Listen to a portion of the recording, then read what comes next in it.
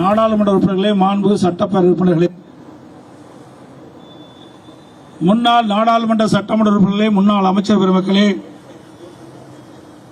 வருகின்ற சிறப்பித்துக் கொண்டிருக்கின்ற சென்னை மாநகர் பகுதி கழக செயலாளர்களே, வட்டக்கழக செயலாளர்களே, கழகத்திலே பல்வேறு பொறுப்புகளை வைக்கின்ற நிர்வாகிகளே, பெரியோர்களே, தாய்மார்களே, மகளையைச் சேர்ந்த சகோதரிகளே, கழக உடன்பிறப்புகளே, பத்திரிகையாளர்களே, ஊடக நண்பர்களே, அனைவருக்கும் வணக்கம்.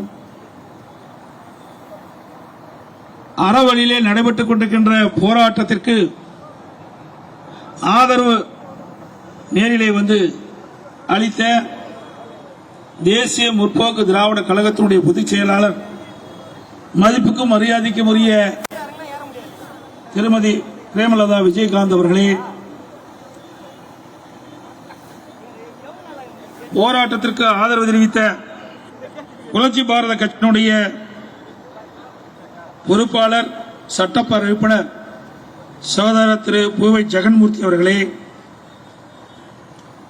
எஸ்சிபி கட்சியினுடைய மாநில செயலாளர் திரு கரீம் அவர்களே, தொலைபேசியிலே எங்களுக்கு ஆதரவு தெரிவித்த எஸ்டிபி கட்சியுடைய மாநில தலைவர் சகோதரர் நெல்லை முபாரக் அவர்களே, போராட்டத்திற்கு ஆதரவு தெரிவித்த Communist Workers Party of India கட்சியினுடைய பொறுப்பாளர் மாநில அமைப்பு செயலாளர் திரு ஆர் ராஜேந்திரன் அவர்களே, இந்திய குடியரசுக் கட்சியினுடைய தலைவர் முன்னாள் எம்எல்ஏ அண்ணன் ஷேகு தமிழரசு அவர்களே, ஐக்கிய முஸ்லிம் முன்னேற்ற கழக மாநில தலைவர் மரியாதைக்குரிய ஹைதர் அலி அவர்களே,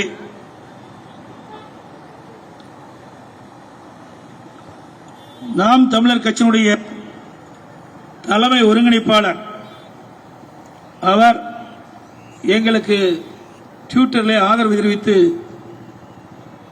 வெளியிட்டிருக்கின்றார். மரியாதைக்குரிய சீமான் அவர்களே, நாம் தமிழர் கட்சியினுடைய மாநில பொருளாளர் ராவணன் அவர்களே, மாநில வழக்கறிஞர் பிரிவு செயலாளர் சங்கர் அவர்களே, இளைஞர் அணி செயலாளர்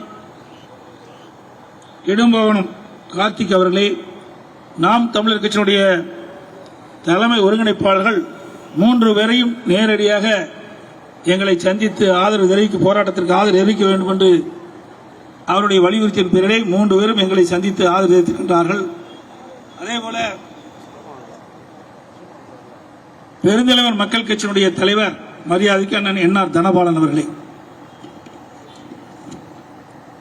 இவர்கள் அனைவருக்கும் அனைத்து இந்திய அண்ணா திராவிட முன்னேற்ற கழகத்தின் சார்பாக எங்களுக்கு ஆதரவு அளித்த அனைவரும் நல்ல உள்ளங்களுக்கும் நன்றியை முதலில் உரித்தாக்குகின்றேன். இன்றைக்கு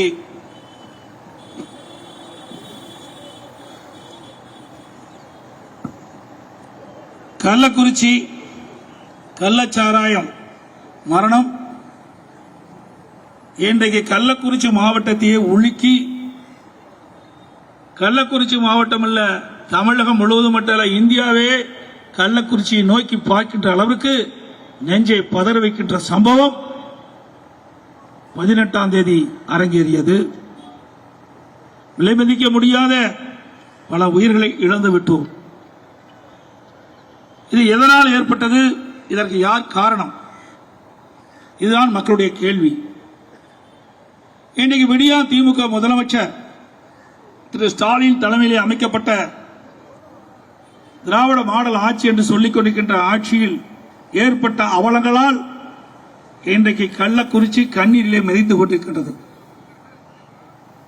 கள்ளக்குறிச்சி நகரத்தில் மைய பகுதியில் கள்ளச்சாராய விற்பனை, அதோடு மாதவச்சேரி, கேசவ சமுத்திரம், கருணாபுரம் இந்த பகுதியிலே இருக்கின்றவர்கள் கள்ளச்சாராயம் அருந்தி கிட்டத்தட்ட இன்று வரை 63 உயிர்கள் இன்றைக்கு இழந்திருக்கின்றோம்.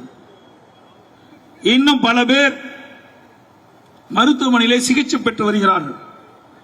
கள்ளக்குறிச்சி மருத்துவமனை, விழுப்புரம் மருத்துவமனை, பாண்டிச்சேரி ஜிப்மர் மருத்துவமனை, சேலம் அரசு பொது மருத்துவமனை.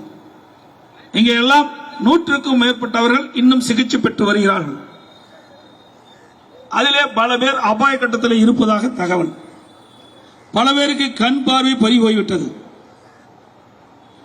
இன்னும் பல பேர் பல உறுப்புகள் பாதிக்கப்பட்டதாக செய்திகள் எங்களுக்கு கிடைத்துள்ளன. ஆக இதையெல்லாம் வெளிச்சத்துக்கு கொண்டு வர வேண்டும். செய்திகளை உடனுக்குடனும் துல்லியமாகவும் தெரிந்து கொள்ள சப்ஸ்கிரைப் பண்ணுங்க. பிரதான எதிர்க்கட்சி என்ற முறையிலே அனைத்து இந்திய அண்ணா திராவிட முன்னேற்ற கழகம் பாதிக்கப்பட்டவுடன் உடனடியாக நான் கள்ளக்குறிச்சிக்கு சென்று மருத்துவமனையிலே பாதிக்கப்பட்டவர்களுக்கு ஆறுதல் சொல்லிவிட்டு இந்த கள்ளச்சாராயம் குடித்து மரணம் அடைந்தவருடைய உடலுக்கு நேரடியாக சென்று அஞ்சலி செலுத்தினோம். இதையெல்லாம் சட்டமன்றத்திலே அரசுடைய கவனத்திற்கு கொண்டு வர வேண்டும் என்ற அடிப்படையிலே தான் அறவழியிலே விதிகளுக்கு உட்பட்டு பிரதான கட்சியான அனைத்து இந்திய அண்ணா திராவிட முன்னேற்ற கழகம் சட்டமன்றத்திலே பேசுவதற்கு வாய்ப்பை கேட்டோம். ஆனால் சட்டப்பேரவைத் தலைவர் எங்களை அனுமதிக்கவில்லை. 21ஆம் தேதி, 22ஆம் தேதி, 24ஆம் தேதி, நேற்றைய தினம் கூட 25ஆம் தேதி தொடர்ந்து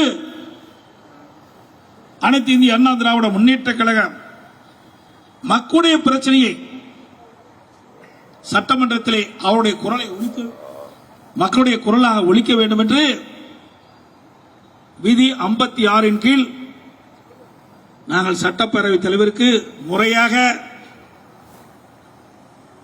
மனு அளித்து அதன் மீது எங்களுக்கு சட்டமன்றத்திலே பேசுவதற்கு வாய்ப்பை தாருங்கள் என்று கேட்டோம். சட்டமன்றத்தில் தான் மக்களுடைய பிரச்சனைகளை பேச முடியும்.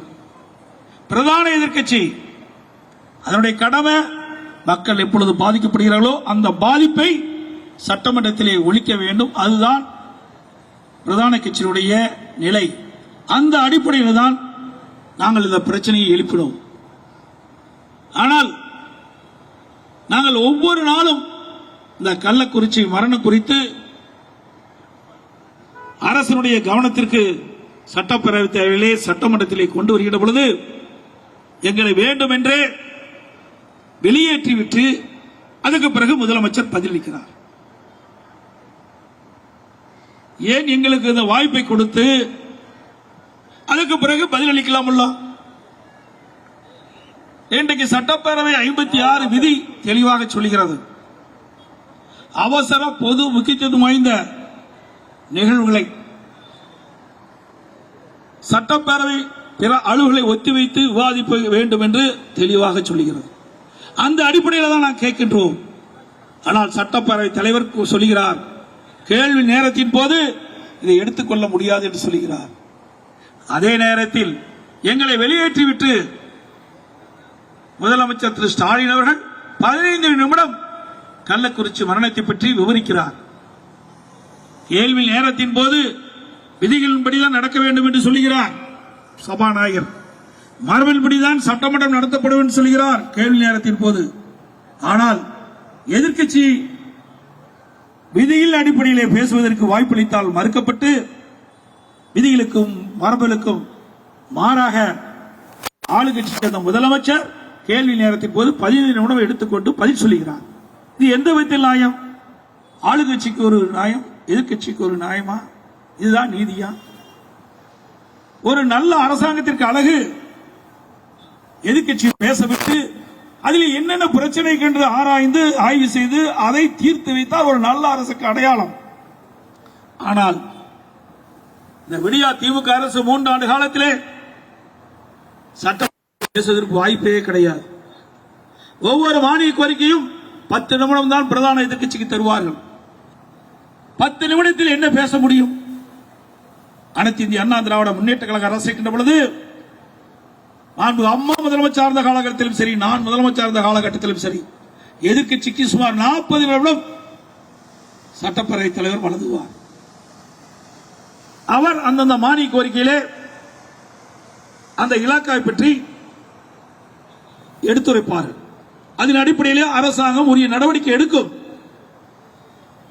ஆனால் இன்றைக்கு நடக்கின்ற சட்டப்பேரவையிலே இப்படிப்பட்ட நிகழ்வே இல்லை.